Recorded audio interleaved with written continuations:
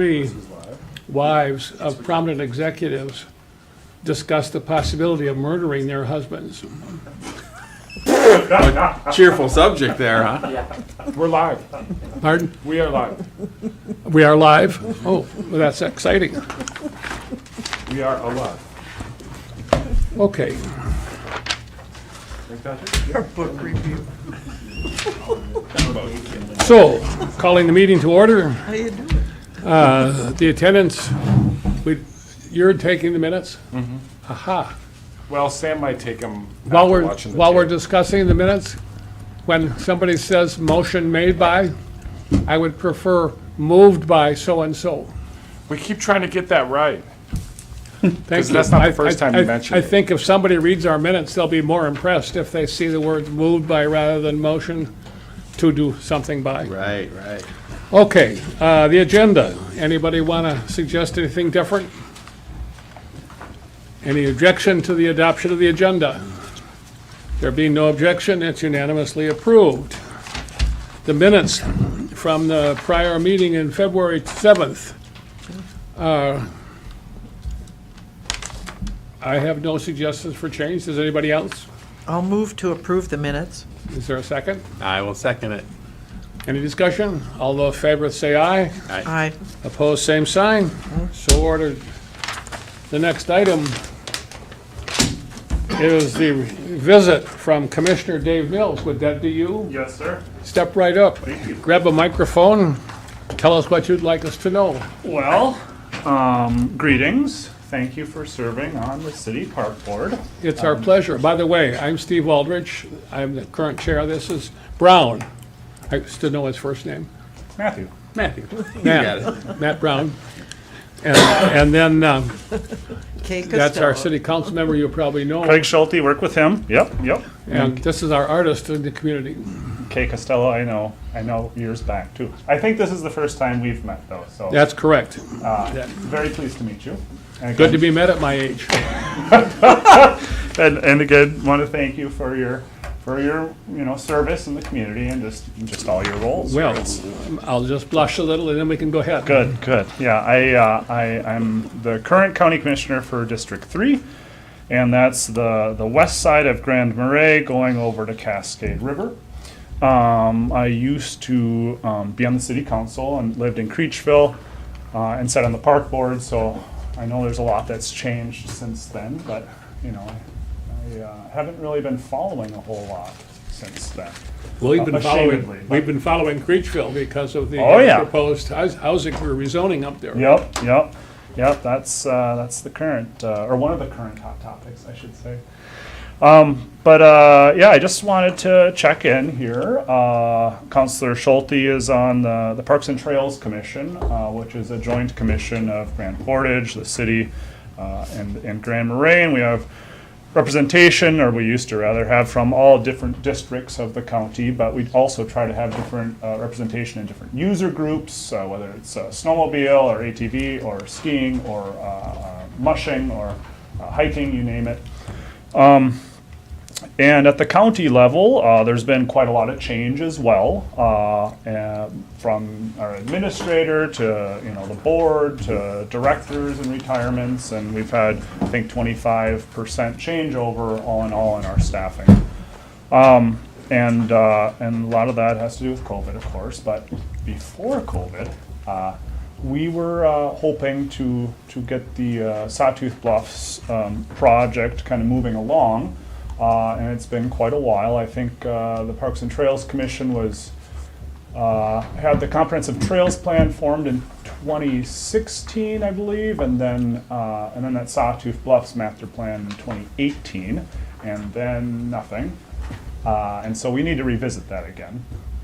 I've been hearing about your master plan, and I know back when I was on the park board and the city council, that was one of the first rounds of that, and the designation as significant regionally for that Greater Minnesota Parks and Trails legacy funding was achieved, and I know they emphasized, emphasis around the lake because of how unique a situation we have there. But back to the county's restructuring. we haven't had a exclusive Parks and Trails director now for, since before COVID. I don't remember what year exactly. And we didn't fill that position. Land Services Director Tim Nelson took over the position, and has been, keeping it alive, managing meetings, but really does not have the capacity to dedicate to projects per se. So we're exploring our needs. The community center has needs. Everyone has needs, and my understanding is also the park will be having needs and potentially be expanding at some point, or just developing, or what have you. And so, as you identify those needs, as you go through this master planning process again, I would just encourage you to think about how our needs may overlap. How we might be able to work more together. We don't, like I say, have a director exclusive versus the city does, and quite a stellar one at that, if I give my opinion there. And so, just as we look at what's best for our... More blushing for the record, by the way. And he does blush too. And so, just knowing that our community is small, our resources are small, when I see a strong leader or a really effective employee, I really want to first acknowledge that, but then also, to the best of our ability, to our community's ability, leverage that. And so rather than either reinventing the wheel or duplicating roles, I'm hoping down the road, and this is not imminent by any means, that we might be able to have some kind of partnership, and whether that be a contract through the city or some other agreement, if we have employees that could be supervised, or some kind of collaboration. Let me interpret what you may be saying. You're thinking maybe you could hire away a little bit of Dave's attention. Is that what, for Parks and Trails? Is that what you're thinking?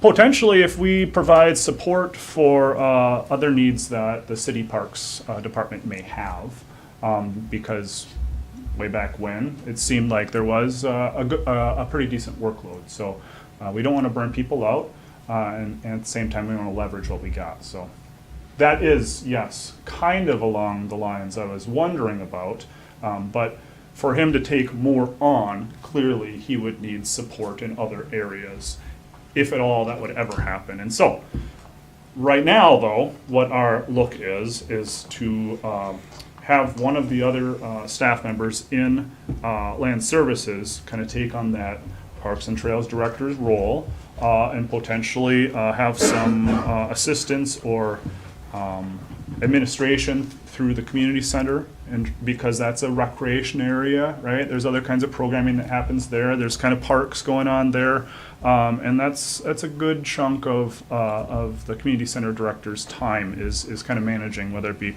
horse park issues and maybe now dog park issues, and tennis courts and the playground and the community gardens, and skate park. I don't know if I said that.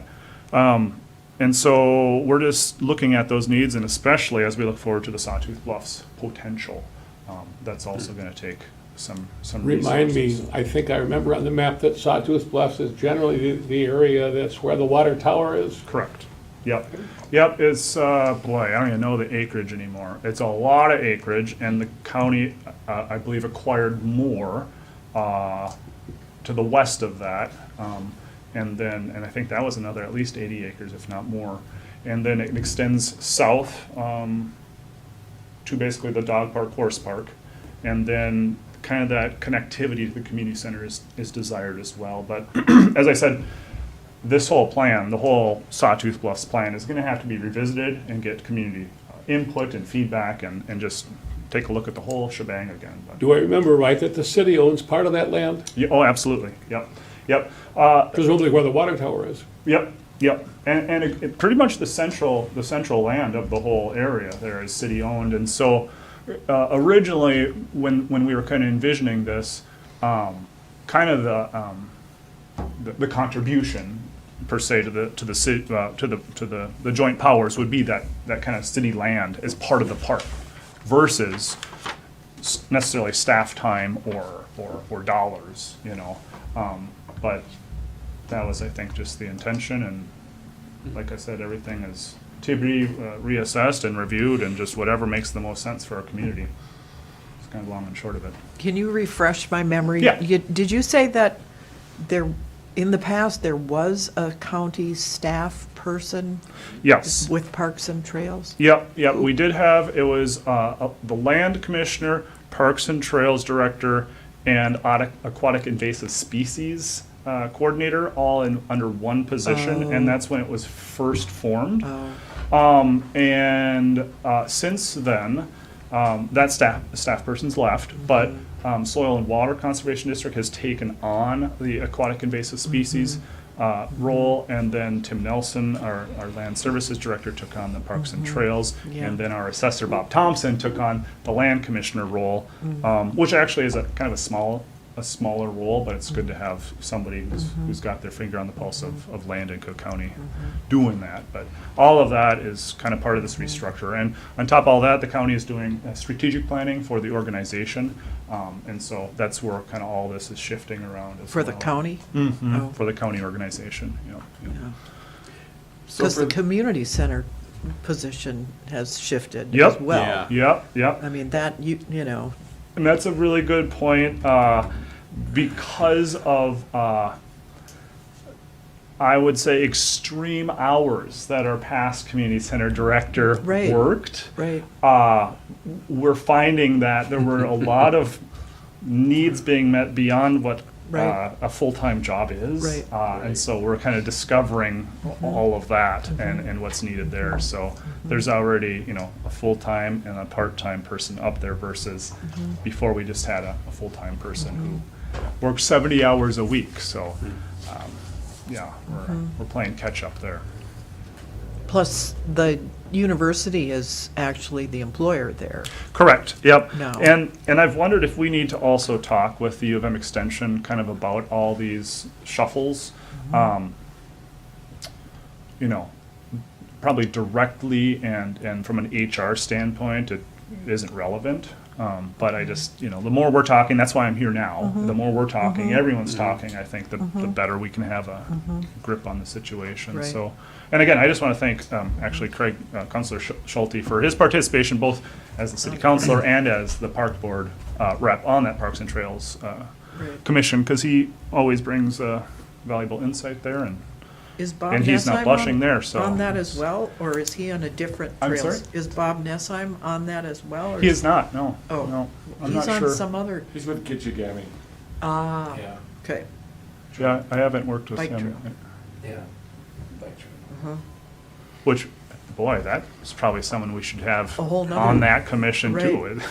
Yeah, there's a lot of moving parts and a lot of user groups, so.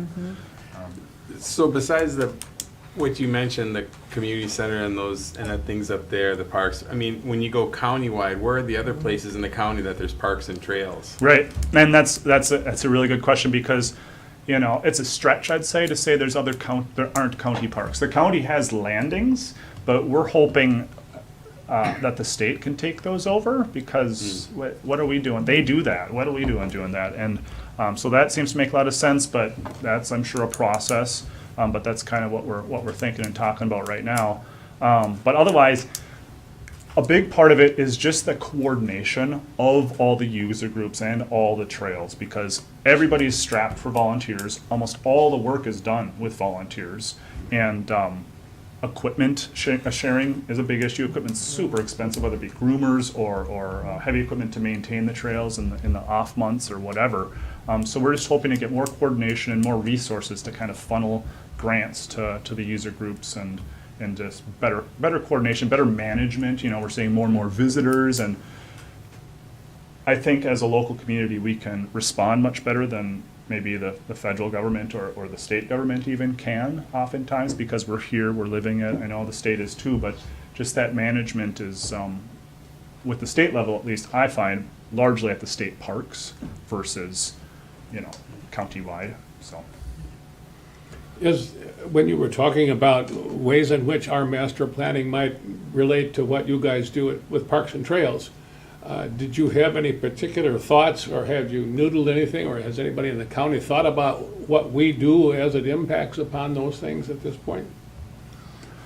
Well, it's not always, I'd say, part of the master planning, but because a lot of that's about visioning, right? And kind of what the goals are, or what your, maybe the pie in the sky at times even. And so when you start looking at that stuff, resources are, hey, we can't do that, or hey, this is beyond our lift right now.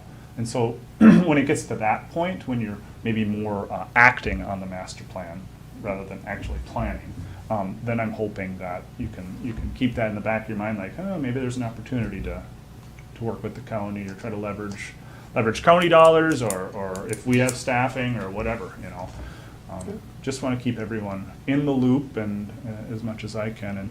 And I know there's it can be really complicated to work together, and so it's not always everyone's favorite go-to, but I just think it's worth exploring. So if it doesn't work. Other questions or thoughts? Dave, you have anything that you want to bring out in relationship to this? No, I think I should pass, because it's really I would say complex, Yeah. rich history here is pretty far back. I was on the Sawtooth Bluffs Master Planning Steering Committee back in 2017, 2018. Mike Roth and I were staff supporting that plan. Councilor Anton Moody was our liaison with City Council. And so we were actively participating in the creation of that plan. And it was, led by ARDC. It was very similar to what we're envisioning over the next 6 months, where the county had a consultant that was working on their behalf to develop a master plan that would meet the criteria of the Greater Regional Parks and Trails Commission. It was a very similar quest to get the Sawtooth Bluffs property into the legacy funding pool of money. But the property is complex. It's principally county. It's about 600 acres, and over 400 of it is the county's. And so in a property sort of proportion, the county is the largest stakeholder of the land, or they have the most land. And we, the city at the time, were in a similar process with the recreation area. We had put in that initial application for, the significant committee to judge, and they ranked it high. They ranked Sawtooth Bluffs high. And where we, the city, didn't just immediately jump to the master plan and update it and revise it and amend it and get it to the point of submission. Instead, we worked on the Sawtooth Bluffs plan with the county and with the stakeholders and with the public, and it was that lengthy public planning process that we all go through. The plan was created. It envisioned many different user groups, cross-country trails, mountain bike trails, hiking trails, dog parks, sort of cluster balloons of user groups. Dispersed camping was a part of it. But really, it all sort of hinged on this idea of management and resources, and who's going to run it, who's going to staff it, who's going to empty the trash cans, who's going to weed whip the trails. And it never got solved. Like, it went to that 11th hour of city-county partnering. Joint powers agreement was talked about, similar as the library is under that same operation of city-county. And the city was at a point of, we can't take this on. Or that was the conclusion by the council, and the sort of direction of the city was, priorities, and that the rec park was a higher priority at that stage for getting into the regional significance. I think, that's the summary I can give from the last, recent 3-4 years of city, county talking about Sawtooth Bluffs. 2018, 2019, there was this conscious decision by the city to prioritize, and Sawtooth Bluffs didn't really make the list. Listening to what you say, it sounds to me like it was pretty sensible to focus on the rec park, because we produce income. And the one up there will be a money grabber for a while, at least until we figure out what we're doing with it and how it might be if marketed or used or sold or whatever. Yeah, no, every so often, the city council goes through prioritization exercises. It's about every 2 years. When new mayors come in, new councilors come in, we get together in a room, department heads, councilors, staff, we all brainstorm and talk about capital projects and streets and water treatment plants and parks, and it's all on a big list. There's 50 projects that we could be working on right now, but And the new council municipal makes. buildings. Yeah, the council makes the difficult choice of prioritizing, and those top, 10%, top 5 projects is kind of what we have capacity for. And so at the time of, let's say 2018, 2019, when that exercise was done, is when Highway 61 was top priority, City Hall Liquor Store was top priority, Parkside Public Access Project was top priority.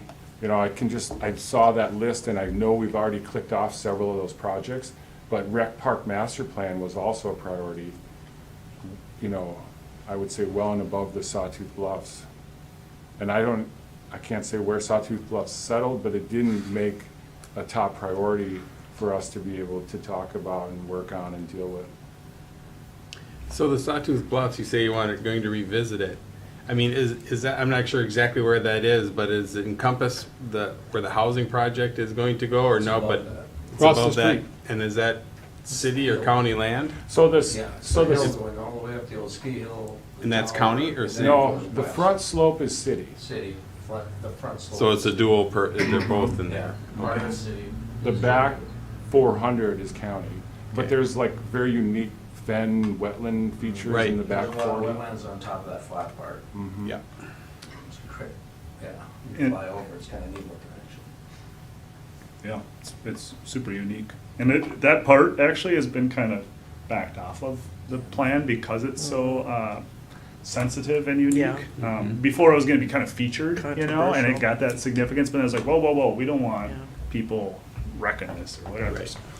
But, yeah, I'd say that's super accurate, and, But I think you're right about we're at a crossroads now with our planning. The rec park has many countywide attractions. The boat access certainly is for everyone. The ball field is gonna become a situation of talk where in 2009, we were working with the county, and the idea of a suitable replacement was the language for if and when our ball field would go away and be replaced by sites.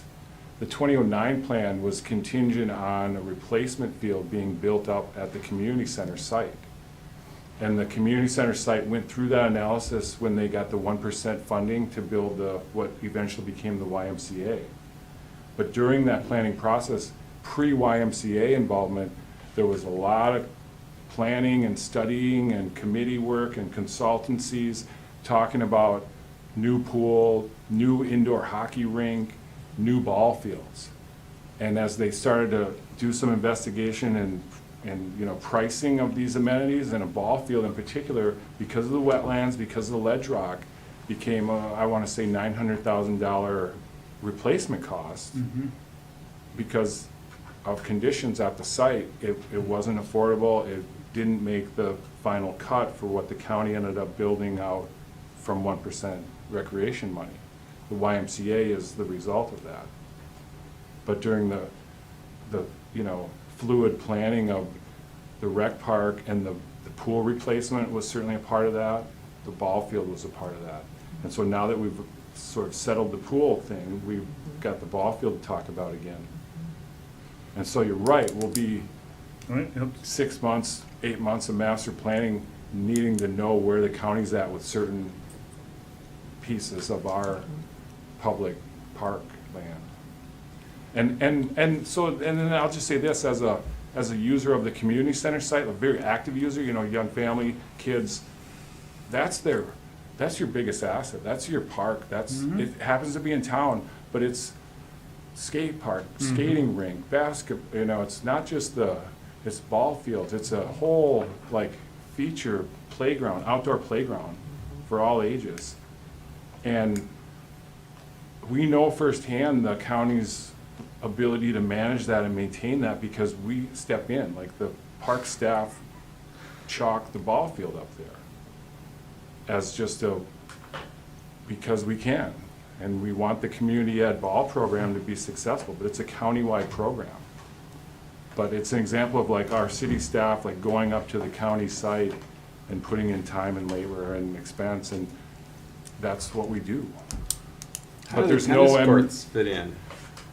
Pardon? How do the tennis courts fit in? Who owns those or who runs those? County County, land, yep. tennis County. group is super active raising funds. When they need resurfacing, they come to the city council and ask for money. They crowdsource money. Parents take care of it. Same idea. I have one curiosity. I think I live in your district. Okay, I'm 10th and 2nd West. sure, yeah. How far north does your district extend? Pretty much just to 7.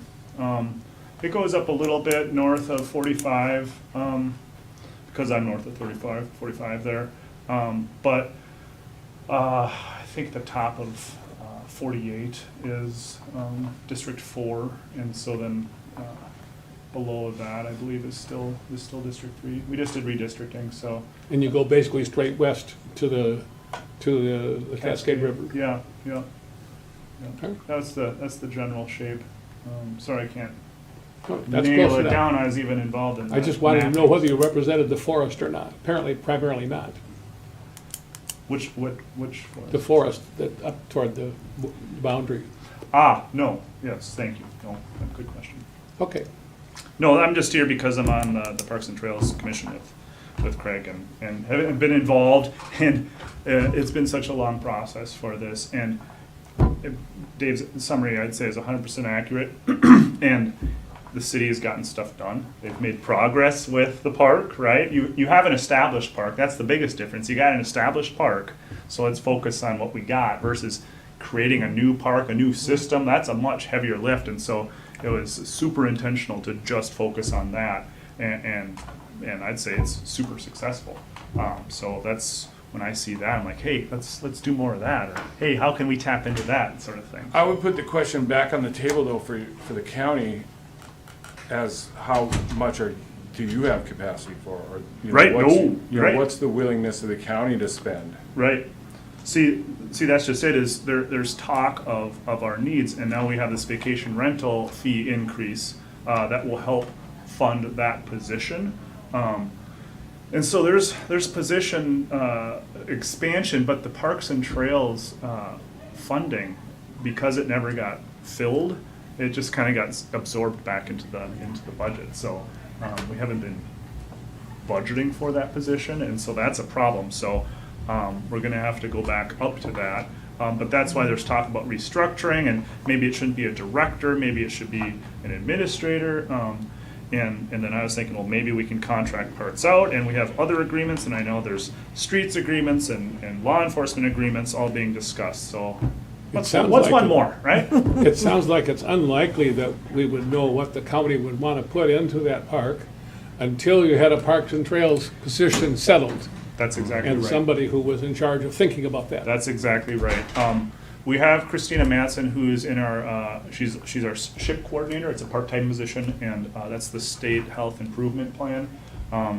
And she's really good at planning, and so we're hoping to try to leverage her talents to help us maybe do more community engagement like this. But you're absolutely right. Until there is a director, a Parks and Trails director, whether that be contracted or fit into the current system, nothing can really happen. And the Parks and Trails Commission's pretty frustrated about that. It's been a long time. Is and, there a time frame for decision about that? No. I hesitate to say. Okay. I don't have a good grasp of time in the first place, and then you involve county government, and then, here we Just are. wait till you're 80, then you won't have a grasp of memory either. Fair enough. Yep. But that was about it. Took a lot more time than I was expecting to. Sorry. But thank you for your questions and it's ears, and again, your service, and want to applaud all the success that's been going on. Oh, actually, one last thing, which maybe will stir the pot a little bit, is just back in the day, there was the Harbor Friends. That was a huge deal. At the end of the day, at the end of that process, I felt like most people were on a similar page there. There was this talk of a huge marina, 250 slips or whatever, and then went down to like 25 or something, or I don't know, and focus on that break wall flowage and getting that inner break wall and just the change of the landing. And so that landing's happened, and I'm hopeful that things can kind of get picked up where they left off. Again, probably needs a community engagement, but I assume that's gonna be part of the Master plan. master plan. Yes, good. That's awesome. So that was just That's my, what's. Well, thank you for principally coming, missing. Commissioner Mills, and thank you for willing to take the slings and arrows of public service and running for office. And I wish you luck on Creechville. yes, thank you. Feel free to comment anytime on that too. Thanks, Dave. Thank you. Thanks, Dave. Those of us who don't live by the highway are really excited about it. Yeah, right. Okay, Dave, Paul, you've been very patient, and I appreciate that. You looked very handsome there on the TV all along. Very hirsute as well. And you want to tell us about 2023 golf rates and any other report? We did get out a handout of the proposed new rates. And I had Dave gin up a quick look at last year's rates, and there are only two changes at the top, both $1 a 9-hole 24 instead of 23, and 18 holes 37 instead of 36. I don't see any other changes on the list. Am I Well, remembering right? Kind of across the board, it was bumped up. Most things were bumped up in that neighborhood, just like 3%. When I'm looking, and we know this, that our fees are a little bit higher than, our nearest competitors. Not that we have any real close competitors, but, we just kind of kept them that way because that we're kind of exclusive here. We don't have a direct competitor in town, or, Superior National is, I don't know if you can't really consider them a direct competitor. That's a completely different sort of deal over there. But, we do compete with them, and we look at their prices and things like that. But they, more comparable would be, like Silver Bay or Two Harbors, or, even Duluth courses. And I've always been surprised at how tight those prices are down there. It's, obviously the competition, but, in years past, golf courses were taking big hits with coupons and all these marketing ideas that were, really affecting their bottom line. We kind of just kept it simple and just had our price. That's what it is. We haven't done anything super weird with discount structures or that sort of thing. This year, what I'm kind of proposing is to we've had in the past, we've had like a city discount for city members. I'm kind of proposing to take that off and then just offer possibly a senior discount, or even maybe better yet, like a loyalty program where people that are members are getting some sort of a discount that goes back into a credit that they can spend at the course. So we aren't really losing the money, but they're feeling like they're getting something for their loyalty. And then also the people from the city would also be able to gain from those too. So I'm kind of thinking that might be a good option for us. But mainly as far as the pricing goes, I think we kind of discussed this a little bit, that we're kind of at the top, and there gets to be a point where you can get a little bit too high, and I think we're pretty close to that. I bumped things up just basically 3%. There's going to be we've obviously got some costs that are going to be unusual. Our labor's gone up a little bit, or considerable, I guess. We've had a price increase there, and then fuel, things like that. So you just kind of make your adjustments in your budgets and try to work those out as best you can to get the bottom line where you want it. Other things we're looking at, we looked at the MGA program, and I think we're gonna go ahead and join up with that. They've got a program for, doing your handicap that is like goes across the whole state or basically anywhere you want to keep your handicap. There's a fee that members would have to pay to be on that program. I forget what it was, 20 or 25 bucks or something annually.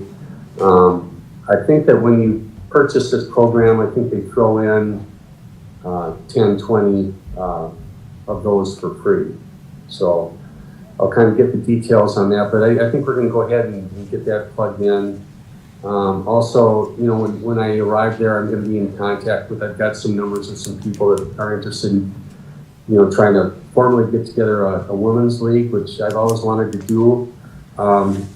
And so I think that there's some women that are, you know, strong golfers that would be, that's the best situation is to have them heading up this league. So I think, you know, I'm going to be going after that. We also had some contact with a party that's interested in doing best ball events, you know, maybe on a monthly basis, which would be great. You know, that would be something that might bring people from the community up to the course, and that would just be a good experience. I think mainly once, you know, no matter what the prices are, I think that once people get up to the course, they're happy, they have a good experience. So let's see what else. We've got 3 cars that we purchased, and they had a lot of issues with their production, and their deliveries were like super late. So I'm kind of like getting cars is hard because our budget is tight and all that, and we're all sensitive to that. But we've been chipping away at it. I kind of let like a whole season slip through without clamoring for more cars. So this isn't really helping my situation. But we do have 3 more new cars coming in that we purchased, and we didn't want to deliver those in the middle of the winter. So those will be coming up here in the spring. Other than that, you know, the stuff we've got to look at that's going to cost us a little bit unusual. Probably going to be looking at redoing some of our electric carts. Those are real popular. You know, this is going to be my 5th year there, still running on the same batteries, and 5 years is their shelf life. So, you know, I don't want people stalling out on the course because the batteries start failing. So I think we're going to be looking at trying to get some of those together. The other thing too, another piece of equipment is a sprayer for the course. It's a real key piece of equipment. And our piece of equipment was, you know, bought used many years ago, and it's dangerously operable. So we're going to be, you know, taking that off, and I'm the thing with the equipment is the you know, the cost is, you know, it's like cars. When we talked about numbers for this stuff, and you know, I'm really sensitive to all this, how much everything costs, because you know, and it's a tight operation, it's a tight budget, and we want to get in the black someday. That's the goal, you know. And so you know, looking at this, the spray rig, I think we talked about like 15,000, 18,000. Well, you know, they went up another, you know, $10,000 for sure. Just anything out there that is, you know, you would purchase that would be an asset and have longevity. So I've got some things I'm thinking about doing, and we'll be looking at that this spring. They'll keep us, you know, more towards our original budget. Other than that, just kind of looking at. Are the new carts gas-powered or electric powered? Yes, the new ones. Our new carts are gas. The electric carts are popular. We don't have really power set up to expand on any more carts in there. We've got the carts we have basically take up as much surge of electricity as we can supply. So we can't.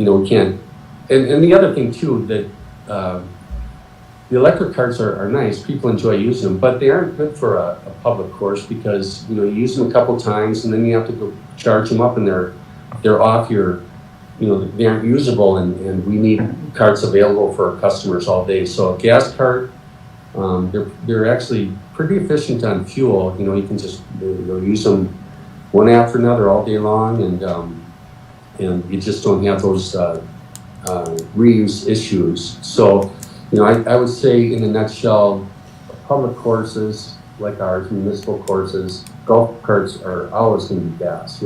It's really strange that we have electric carts, but we have them. Obviously, members enjoy using them. So we've kept them in pretty good shape. So we're gonna. I think the cheapest option for us to do is just to rewire them and put new batteries in them.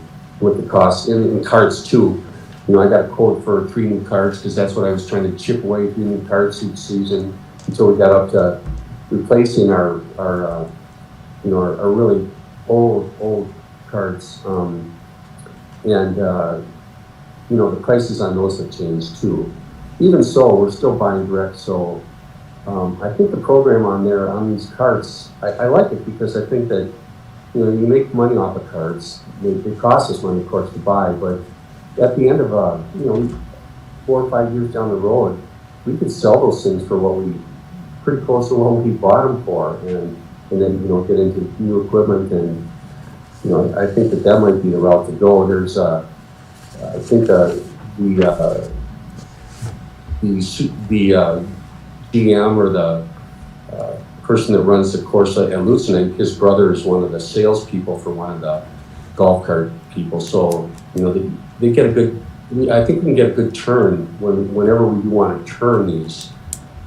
If we get on a program of renewing them, just so that they don't get to be like 20 years old. Which obviously they can run for 20 years, but they're just terrible. I mean they look bad, they reflect bad on our product, and they break down, and there's a certain point where, just changing the fluids and replacing cables and stuff, it isn't going to be enough. So I think, I mean, I'm not for anything, but it seems pretty simple even for me that you can see that you can turn these units, purchase them, repurchase them, and then with the outlook that you're going to be able to get your money back for your asset, meanwhile you've got an asset that is good. So anyway, that's my little speech on cards. I have to practice up. So, Paul, one thing, Dave was kind enough to generate for us a 5-year history of the park and of the marina and of the golf course. Yeah. And as I look at that chart, which is the back side of that page with the blue bar charts on it, if you look at 2018, we had about $100,000 in income and about $160,000 or $70,000 in expenses. We were roughly minus 70 the next year, maybe minus 45 the next year, minus 50, but revenue and expenses are both going up. Last year, the year before last was a great year. We got the early start and we only lost about 30,000. And then this last year, it was back to about 50, but the revenue was up and the expenses were down. That's a general statement about what I've seen. Now, with that background, do the expenses for each of the years reflect the purchases of the equipment, the capital equipment that we've been doing? Well, that's when I kind of look at my numbers on that. It's a little bit confusing because we have a number when you purchase equipment, rather than the whole amount being on there. It should be, to me, it should reflect you're projecting it to last for this long, so it's this much annually, this much a month or this much annually. But I think that on our reports, when we purchase equipment, the whole cost of that is on our budget. It's kind of confusing because, so let's say we're spending $12,000-$14,000 on carts, and if that's on our off of our budget numbers, that's a pretty good chunk of money. Even though we're going to be paying the city buys those outright because, that's the philosophy. They've got the money, they don't want to pay interest. So, but as far as the structure of our budget, those carts, we figure how long they're gonna be, and then there's a dollar amount for each product over, 10, 20 years or whatever it's gonna be. So I don't know if, Let me ask I know- Dave a question, and that is, looking at the bar chart, is there any element of capital purchase in the expense side of the bar chart? Yeah, so I can answer this pretty knowledgeably. The capital improvement or capital expenditures are listed in these $200,000 prices, but it's at an amount of about $11,000, which is that idea of like an amortized 20-year payment scheme. Okay, So that, yes, we spent $15,000 on carts last year, but the year before that, we spent 15. The year before that, we spent close to 30,000 on mowers. And so those bigger costs aren't reflected in these $200,000 expenses. but on an amortized basis, not on a cash $11,000 basis? amount, yeah. Okay. okay, yeah, and that's all the equipment together in that package. Yeah, so every so often we put together our capital improvement plan for the golf course, and it lists all the carts and all the mowers and all of our capital expenses. Well, I shouldn't say all. Here's where we do miss: the clubhouse replacement, the irrigation system replacement, major renovations of the course itself. Those types of really big six-figure expenses actually aren't reflected in this budget, in these expenses of $200,000. We are out of need, running the leanest capital plan possible that only reflects equipment costs, replacement costs for equipment, but it's with a 20-year window, and it's with the idea that a $20,000 mower, we're gonna pay $1,000 a year, and and it's gonna last 20 years. Which again is maybe a little unrealistic when we're already buying used.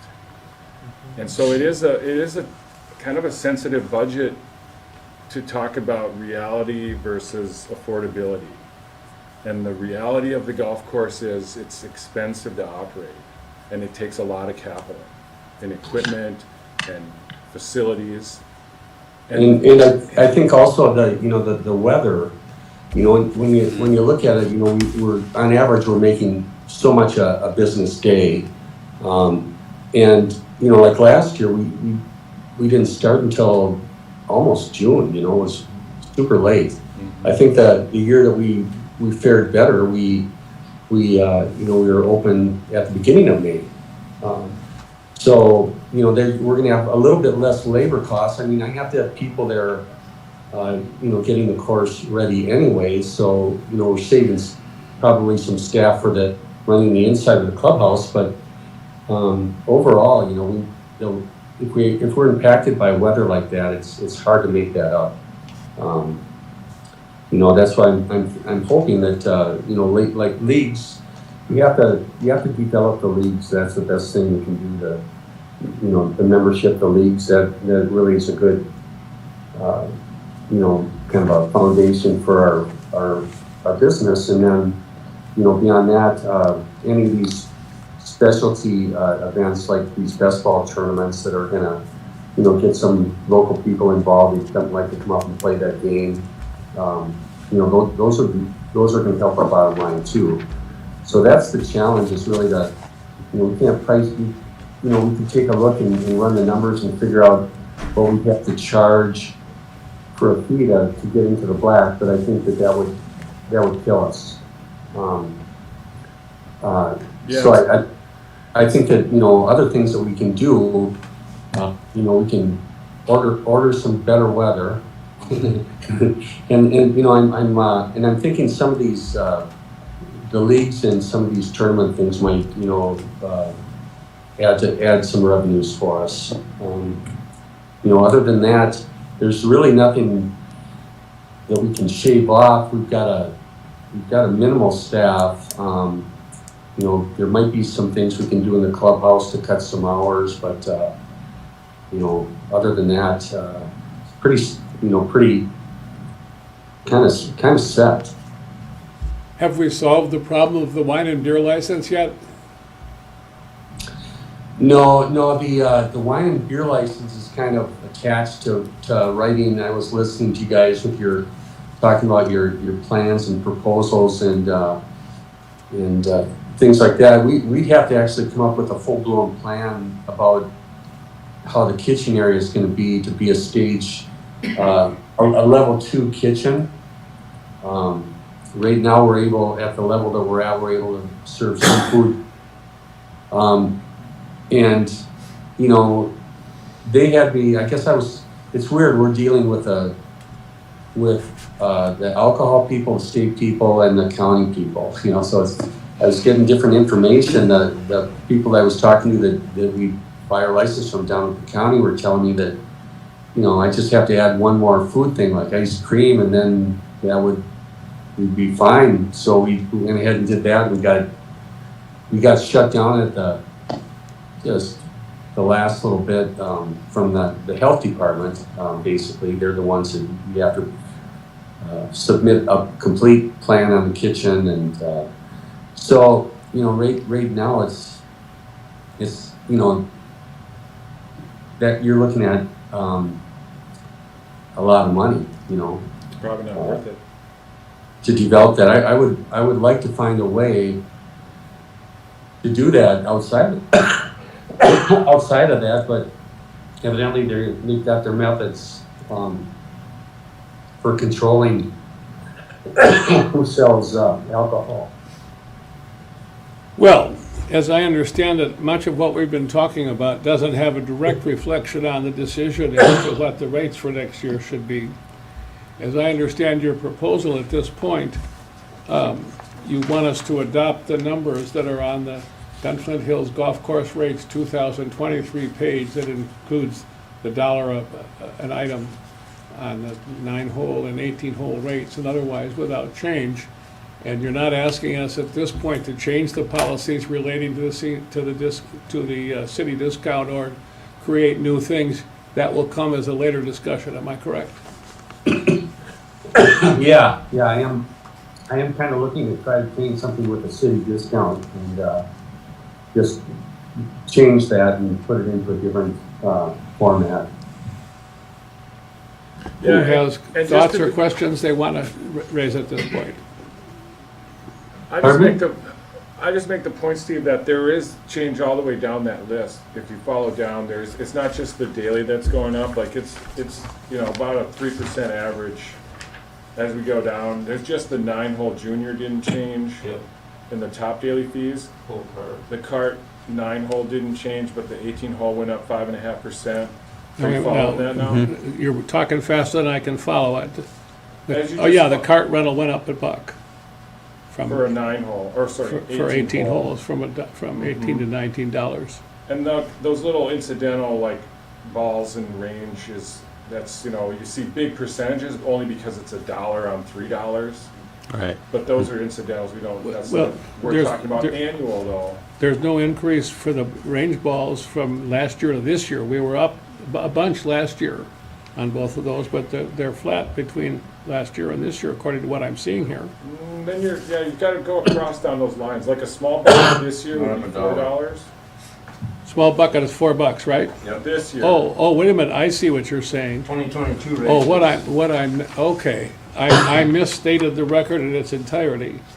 The changes, the 2022 rate is on the right. Right. Right. Okay, and the 2023 is on the left, so the changes are noted there. Right. Correct. Okay, and there are a number of relatively small changes. Pretty small.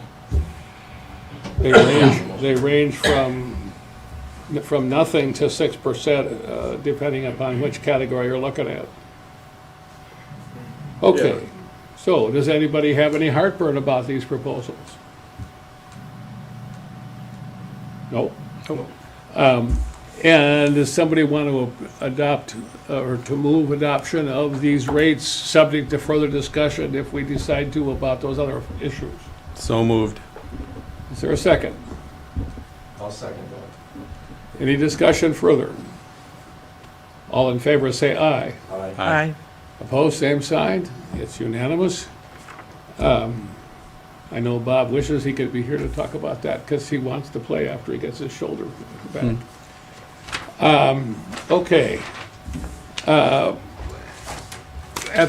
Paul, to the extent that you want to propose changes to the incentive programs, as it were, whether it's the city reduction or senior rates or anything like that, you'll bring them to us next month? Yeah, I mean, I'm just thinking about, things that I see commonly, like, they'll have senior days, senior discount days on maybe a slow day, a Monday or Tuesday, for example. The other thing is, the loyalty discounts for members that are coming in, that have been there, buying their memberships every year.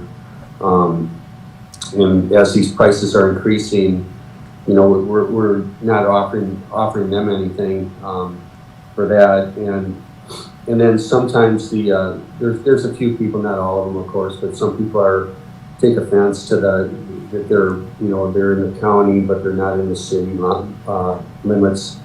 I'm kind of trying to look at something that would benefit anybody that comes up and supports the course, from the city, and outside city lines. As long as the city taxpayers are subsidizing not only the operating loss, but also the capital purchases, I think taking away that in its totality is probably a mistake. I could see lowering it without too much difficulty, but I think that the better solution will be whatever we have for that policy is to market better to the city. Hey, you guys got an opportunity here, come take advantage of it. And maybe even sponsor a city day, once in a while to encourage people to come out and try the place. Or try it again because they haven't seen it in 10 years. Yeah, and I think, things that are, sponsored by people in the communities and some of these best ball events and stuff, that gets different people up to the course. And like I say, once they get up there and they're on the course, enjoying it, the money thing kind of goes away a little bit. At least I believe it does, Is there anything else we need to do about golf today? Thank you, Paul. You can stay or Thanks, leave Paul. as you prefer. Okay. Yep, I've gotta get going. So, but thanks. Good seeing everybody, and I guess we'll see you in person pretty soon. Very Sounds good. good. It's getting to that time of year where those of us who live here year-round start thinking about spending 4 days to a week somewhere else where it's warmer. City council report. We were gonna talk, at that last city council meeting, we were gonna talk about the HKGI proposal for the park master plan update, that there were some legal questions that we needed answered, by the city attorney first. So it is on, I believe it's on our agenda for tomorrow night. So we'll be talking about that master plan. Do you see any great difficulty getting our recommendation adopted? No, I don't think so. I think there was just some questions about some formalities on, the contract, basically, I think that we have to sign with them, but Okay, yeah, I think we're all pretty much in agreement to, well, I'm not voting for anybody, but I think it's something that we are gonna move ahead with. At least I wanna move ahead with it, get the ball rolling on this. The company that put the bid on it, I mean, they're pretty, they wanna get this done, pretty short order, really, for the amount of work that they have to do. So it'd be good to get it wrapped up, even though it'll be in the middle of the summer, but I think it's a good time to do it. anything else you want to say about the city? No, we had our first reading of the planning commission report, the new ordinance, the rezoning to the RC to R1, where the proposed HRA, HRA project Preachville. is Preachville. But that's the very beginning of the rezoning. And then after that, it becomes, conditional use permit will be needed to construct multi-building type thing, or, obviously, there's not even a plan yet to what's gonna be built there, but the first step is the rezoning of the property. As I understand it, Tomorrow night will be the second reading. as I understand it, the city is donating the land for $1, conditioned upon things being done right. Is that a fair statement? Well, being done right is, your contract writer, we need to write a It's contract. subjective, yeah. We hope that things are done right, yeah. I mean, moving ahead with it, that's what we're all on board for. If nothing were to be built, it would be, the ownership would revert, as I understand it. Correct, Okay. back to the city. Dave, you want to add anything on the city side? No, okay. Next item is the Parks Report, of which we have distributed today a half-page, single-space report. Dave, do you want to highlight that for us? You bet, yeah, I'll just pick up where Craig was talking about HKGI, that's the middle paragraph. They are back on the agenda tomorrow night. The contract was reviewed by the attorney 2 weeks ago, or at least the preliminary contract was not complete, is all that happened. Like, there was a 2019 boilerplate that has changed in the last 2.5, 3 years. So the new contract is on the agenda tomorrow night and likely to be signed. That's good news. We'll have that first kickoff meeting once that's in place. I would anticipate that next week or give or take. When we looked at that proposal last month, you noted it was a virtual meeting with staff, with city staff principally, to kind of give introductions and background and I would say data dump, what the old plan was, what it represented. I've got a lot of materials from the old plan that I'll be sharing with HKGI. We asked the administrator, would it be all right if the park chairperson attended that meeting? We think so. As the parks, the steering committee, the park board's the steering committee, the chairperson could or should have kind of that base ground floor knowledge of the entire process. And so if it's all right with the rest of the board members, we would extend that invitation to Steve for that first virtual meeting. And further. Let us know. Yeah, you would participate along with us. So as long as I see a lot of head nodding there, that's something to be looking forward this month, getting the ball rolling with the HKGI, and then by the April meeting in a month from now, we'll certainly have a detailed plan of public engagement. We'll really have the timeline flushed out for when we'll be soliciting comments, how we'll be soliciting comments. Part of that first meeting, the first couple meetings, I think, is developing the public engagement plan and the timing for that. So we'll talk about that in April. I'll back up to the top there. March 1st was the opener for September arrival dates. It was a busy day in the office last week, as it's still a busy month. September has the Labor Day weekend, radio waves, and unplugged, so back to back to back. So those weekends went quick.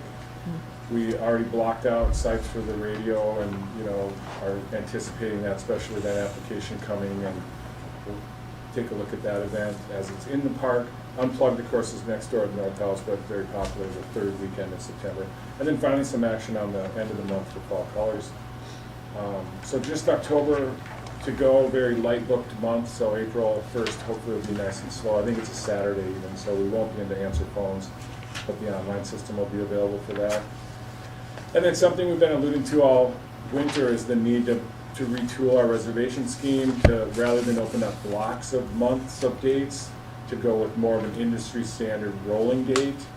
And so we can address that, I think, in the coming meetings where I'll present the policy, we all talk about it. If everybody's okay, we'll adopt that for the 2024 booking season. 180-day rolling date, so that you could book August, or what would be September 7th right now, today, for an arrival. Tomorrow you can book September 8th. As opposed to whole months? Yeah. Okay. And then finally, our staff, our seasonal staff, very valued, very, appreciative of their service last year. As their union employees, they have this right to recall. It's very, very popular that we send out recall letters the 1st of March. They usually have about a 15th to a 17th get back to us by date. I think this year's the 17th. We're hoping to hear back from our I would say close to 20 seasonal staffers when we count the golf course as half a dozen. The park then has a good dozen to 15. And obviously, we always keep our fingers crossed, hope for everybody coming back. We've already heard some pretty good news from Paul and his golf course staff that he's going to be in good shape. We feel good inside at the park office. There's several of those workers have already indicated coming back. The outdoor staff is solid, but there'll always be the need for good help, seasonal custodians in particular. You know, we're talking about bathhouse cleaners and public restroom cleaners. It's a very challenging job, and we're always looking for good applicants there. So I always press my peer groups and boards and committees that know people to pass it around if we know folks coming back for the summer, college-age students, semi-retirees, anybody coming in looking for a great part-time, full-time summer job. Send them to City Hall, please. So we should advertise in Brian's paper for extroverts to work We do. in our public contact things, We'll right? be getting that ad out this month. All right. Anybody have any further thoughts about the Parks report or questions? Nope. In that case, I will check it off, and we'll go to old business, the bids for the Overlook Landing and Community Connection. And you have the memorandum there from Carlos Fernandez and AFLA Consultants. And basically, it's a if I understand it correctly, the staff is recommending that we hire the low bid, which is I'll find it again here in just a moment, Global Specialties out of Eagan, Minnesota, which was $359,517. Do you understand that there's no contingency built into that, right? No, that's just the price based on the specs that were provided. And Carlos is recommending a 7.5% contingency. Do you think for a project of this type that that's big enough? Yes. In Okay. fact, we're hopeful it'll be more like 5%. Okay, but the question is, for what we approve today, we don't want to have to come back and vote on a difference between 5 and 7.5%, do we? No, or Okay. 10%. He gives a range of 5 to 10 on the bottom of his memo. Right. Okay, He talks about so, contingency, and it's, 5 to 10% range. so if I take it correctly, we would be approving, number one, the bid from Global Specialties, number two, the request for funds from LHB Engineering and AFL-CIA and field visits, some marginal costs that are done on an hourly or visit basis that would run from $6,000 to $9,000, depending upon what the actual need turned out to be. So, Well, and there would, I'll stop so you that short, would be for Steve. materials testing and inspections allowance. And you said C attachment, is that, Oh, there was so I think I should detail those additional fees a little more, because they're line item. So that the, LHB structural, civil, AFL, et cetera, those are just not to exceed prices for building out the project, continue to engage the engineers as needed. The MnDOT culvert situation is, I would say, unique. There's a right away right there with MnDOT, there's a stormwater culvert that this project will impact, and so we'll need some facilitation there with MnDOT to, I would say, eventually take over that culvert is the goal. But it needs to be worked out. That's that $3,000 fee. CJ's fees are, listed, which may or may not be necessary, is something that CJ made a point of. Whether or not we need to bring them up for a site visit is really subject to how the project goes. If it goes well, we won't need to. But again, you're right about putting in an amount just to be expecting the worst. And so those are all individually priced. The materials and testing is another price of and that's a range because of the attachment was listing like how many tests do we want. Okay, of the now I country, understand. Right, so that's not the total of those top 5 numbers. That's an additional price of having a firm come up and test the concrete. And that could be less, it could be no more than, and then the final contingency of 5 to 10%. So I did a little quick math, added up all these 7 numbers. In the 7.5% range of contingency and the $7,000 range of testing, we're in for an additional expense of about $50,000. It could be as bad as $62,000 if we go 10% contingency and $9,000 on testing.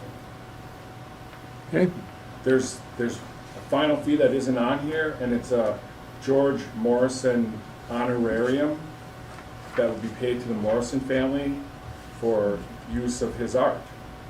And this is yet to be worked out, ranging, difficult to say, but let's put out really broad numbers of $3,000 to $6,000. So that, you know, realistically, I bet we're looking at an additional $50,000 to $60,000 on top of the $360,000. do you see any time difficulties in terms of getting the Morrison family agreement? No, Because the time frame we were talking about, we want to make sure that the contractor is on site when the weather permits. Yep. And I would assume we want to have the Morrison family number nailed down. Do we It's in the need, works. can we adopt what's here without that number, with the understanding that next meeting we'll have an answer on the yeah, Morrison thing? yes, Is that a one-time fee? yes. So it will be helpful when we get done with this meeting to boil down the recommendations into less than a page. There's more discussion here, I think, than we need to have for what we adopted. So the minutes next time probably want to reflect something that's a little bit simpler if we can. Well, the recommendation is, from CJ at least, that if this project, we still want to do it and it's within our budget, that we accept the low bid, that it will be the best cost the project will be able to achieve. And Okay, let's see if I heard that right. We would accept the low bid and that we would accept the rest of CJ's recommendations. Is that a fair statement? well, that his recommendation is that the low bid is the best price that we'll receive. Oh, I understand that. Mhm. And And so, if we're but comfortable with that when we come to the minutes, all those other things that are in there about the bids will go away, right? We don't have to worry about the bids from the other folks, and we don't have to worry about the analysis of it or any of that sort of thing. Right. Okay. So, would somebody like to move the adoption of the motion What was that the Dave budget? suggested? What, I have a question. So you're looking at about 400,000. Yes. What was our budgeted amount for this? When we talked about it last in 2021, Yeah. it was 250,000 from the park, 50,000 from IRRB, for a total of 300,000. Okay. Now, the good news is the 50,000 from IRRB is still on the table. It's been extended as a grant. It's still available. Okay. So that now we're talking about 350 from the park, 50 from IRRB. Roughly. Right. That's what the contingency is Yeah. factored in. Yeah. Okay. So And is my, oh, I'm Go sorry. ahead, go ahead.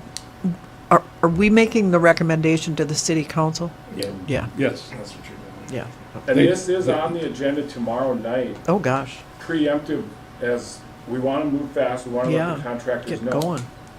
But you don't feel pressured into approving it because of that. If the Mhm. recommendation is, yeah, it's too much. That's what we're here to talk about tonight. Mhm. This is Well, I one of guess- those things you only do once in the lifetime of either us or maybe even the city. And I think, you know, Well, I understand that, but it's also 100,000 more than we budgeted, so we should take a look at budgeted monies, as you had, I mean, another 100,000 has to be injected into this And it from has. somewhere. Here's the technicality of the park capital has its own fund. Within the general balance, we carry our own capital improvement fund. We pay into that about $160,000 a year. And it's well over $1 million now. And so just in the last 2 years, we paid in over $300,000 into it. It's accrued. That said, we still need to build bathhouses and marinas perhaps. That's what I'm thinking about, is the bathhouses and the money for that. So this 250 promised by the park, has that line item actually flowed with this year's budget? Or is this, no, so this, No, but- this 250 is coming out of their Capital improvement. capital improvement fund. It hasn't been taken out and set aside because this project's pending. No. No. It's just floating in that fund. Right. Like I say, that fund's over $1 million now. Yeah, 2 years ago, it was 800,000. yeah. It gets paid in 160 every year. Every Part of that is new equipment though, new trucks, Yep, new, yeah, the equipment yep. requests and, yeah. But everything. it's a healthy fund. It's paid into annually. It's coming out of park proceeds. It's not necessarily tax dollars, but it is because it's in the general fund. Yeah. But it's ours to improve the park with. And furthermore, the legacy funding, obviously we target for future improvements. You know, it's money we don't Right. currently have, isn't available for this, would be available for expansion or, you know, marina. That our capital in the future might not be so solely based on park revenue, that it might have this outside source as kind of our goal of the master planning and getting into regional parks and trails significance. So when you talked about the 250, that was 2 years ago when you were Yeah. looking at That it. was But now we're 2000. talking 350, really, from the Right. park. Well, the first bid was 515, and that was last year. Right, right. Yeah. And we just- So we're 115 below last year's bid, and we're up 100 from what we thought it was going to be before the pandemic nailed everything down. Are you at the meeting tomorrow with the city council? So Yeah. that Yep. what you just explained will be, And when you talk of bathhouses and things like that, is that coming out of the master plan? Not yet, No, not yet. but it could. But it could, If but it would, and but when that would be we're- the only, if you got new bathhouses, it would come out of the master plan. It wouldn't be, Maybe.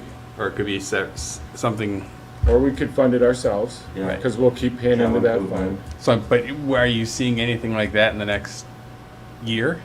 No. Okay. No, but we are seeing it in the near future. In the near future, right, so I'm just saying, I mean, I know you pay into it every year, but I mean, this would. I know the last bathhouse was yeah. $1 million. No, it was Yeah. only 500,000, but it was like almost 20 years Now ago. it's 750, okay. Now it'd be $1 million. Now it's gonna be $1 million. You're right, Craig, easy, million, easy today. Well, I know That's- the one, someone said the one in 2 Evers was like $1 million, and I read And they're that. right. I stopped and looked at it, I'm just kind of going, wow. Greg and Dave, if you think that there's some value in having one or more members of the board there tomorrow, I'm sure we could make ourselves available, but that's a tactical question for you guys to decide. Don't have to decide it now.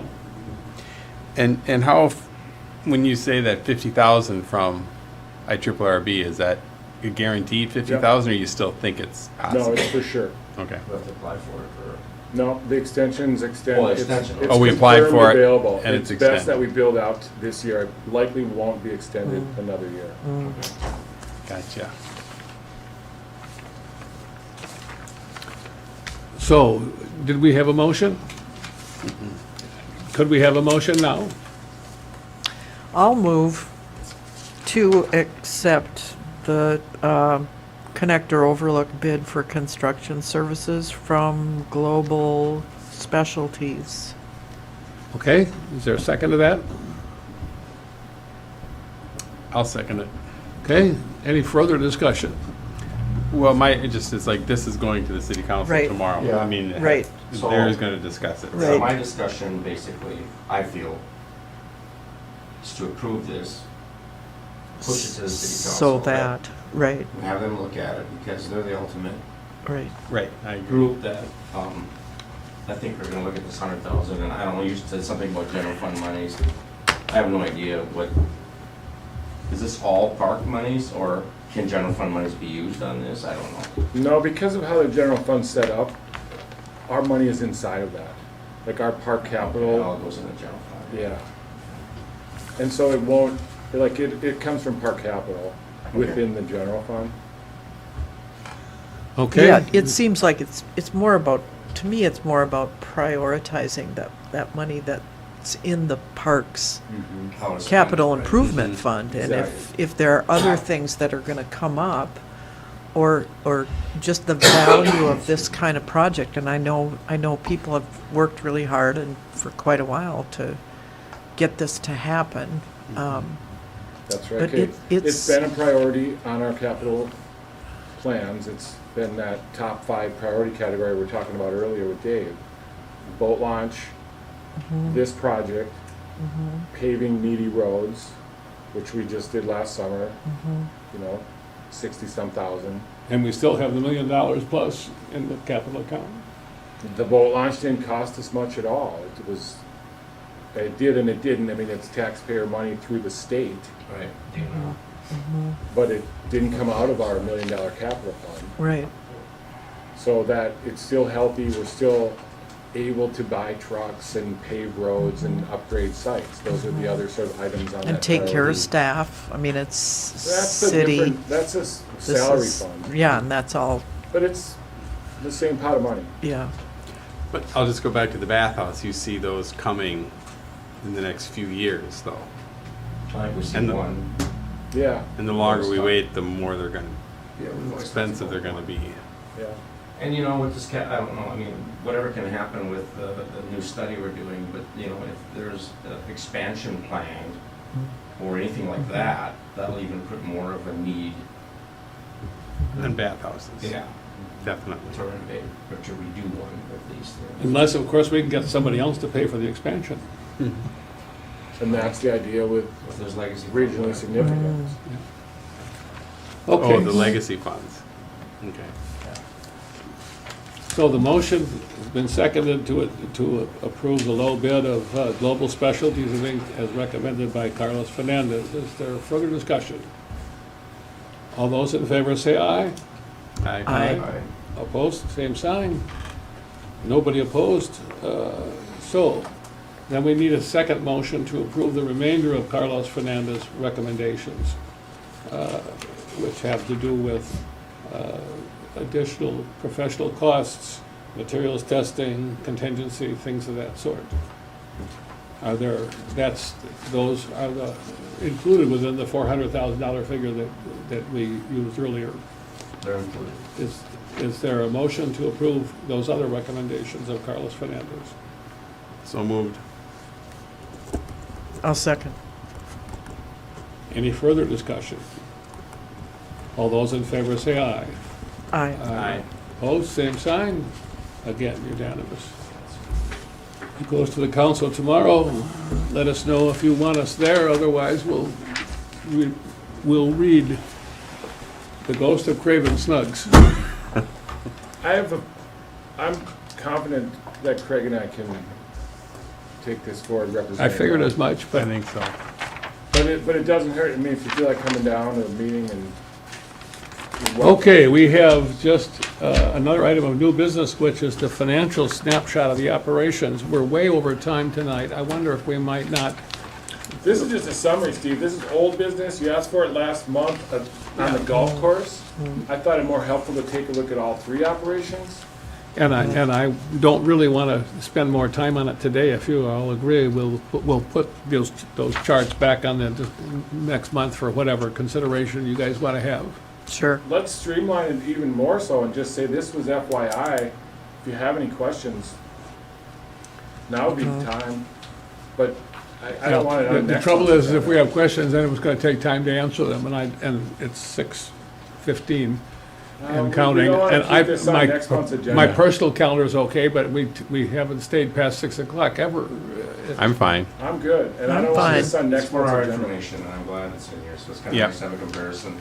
Let's put it this way, we've got the information. If Right. people want to talk about it next month, you can put it on the agenda as a possible old business in case anybody wants to talk about it. If they don't, it'll be a very short discussion. Okay. The new business is special event application for the Cook County Pride March from First Congregational Church, which I belong to, and so I probably won't vote on this. I'll make a motion to approve the special event application for the Cook County Pride March. Is there any second? I'll second. Any I further just have- discussion? I just have one question. When they filled out this part right here, it says special facilities required or activities planned. All they said is we're asking Lions to use their stage for event. Are they having music? I mean, it says programs, music, presentations. Do they say what are they having live music? Or, I mean, I'm not sure. Do you know? Not 100%, but I would assume speakers, music, rally, yes. Okay, and then the 12 picnic tables, is that something we provide?